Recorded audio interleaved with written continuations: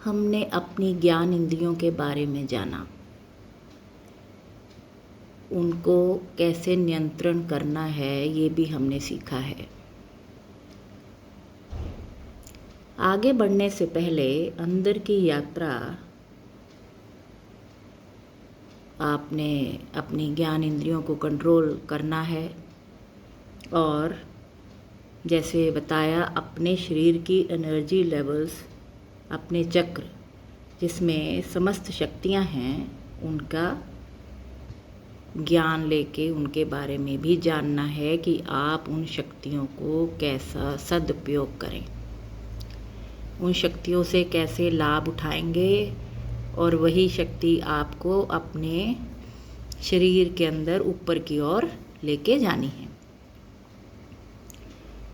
हमारे शरीर में मूल रूप से 7 चक्र होते हैं। तो पहला चक्र है मूलाधार चक्र। यह चक्र, ये शक्ति जो है, ये रीढ़ की हड्डी के सबसे निचले, उसके बेस के आसपास होती है, निचले हिस्से में। इसका रंग लाल बताया गया है और इसके साथ जुड़ा जो तत्व है वो है पृथ्वी, अर्थ। भौतिक रूप से सुगंध और अरोग इस चक्र से नियंत्रित होते हैं। आध्यात्मिक रूप से आपका धर्म, कर्म, काम और मोक्ष का ये नियंत्रण करता है। जिन लोगों के जीवन में भोग, संभोग और नींद की प्रमुखता है, बहुत प्रबल है, उनकी ऊर्जा इस चक्र के आसपास एकत्रित होती रहती है। मूलाधार का प्रतीक मैंने बताया लाल रंग है और ये 4 पंखुड़ियों वाला कमल की तरह दिखता है। जब तक इसकी ताकत जागृत नहीं हुई तब तक इंसान काम, वासना और लालच और सनक में अपना जीवन व्यतीत करता रहता है।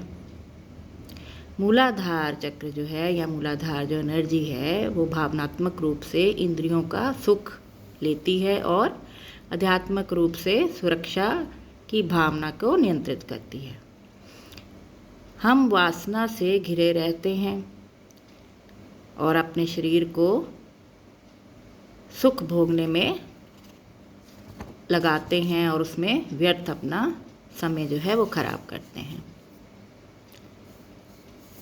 तो जैसे बताया कि हमारे पतन का कारण हमारी इंद्रियां जो हैं, और जैसे जैसे हम हरि ओम के मंत्र के द्वारा, उसके जाप के द्वारा, भगवान के सुमिरन के द्वारा, भगवान के कीर्तन के द्वारा अपनी सांसों को नियंत्रण करेंगे और ध्यान से हम सभी जो अपने भीतर चक्र ऊर्जा हैं को ऊपर खींचेंगे, वैसे वैसे हमारी अंदर की शुद्धता और बढ़ेगी और प्रभु तक हम पहुंचने में समर्थ होंगे। जैसे जैसे हम ऊर्जा को एक एक चक्र से ऊपर उठाते जाते हैं, समझिए आप प्रभु के पास पहुंच रहे हैं। तो हमें अपनी एनर्जी, शक्ति ऊपर की ओर लेके जानी है, इसलिए खुद पर संयम रखें। मूलाधार चक्र से बाहर निकाला जा सकता है। जब ये चक्र जागता है तो समझिए इंसान के भीतर की शक्ति उसे बहुत आनंद का भाव देती है और इस चक्र से जागरूक होकर हम लोग आगे अपने स्पिरिचुअल जो हमारा आध्यात्मिक मार्ग है उसमें हम आगे आसानी से बढ़ सकते हैं। और ये कैसे होता है? जब तक हम प्रभु का नाम ना लें, प्रभु का चिंतन ना करें।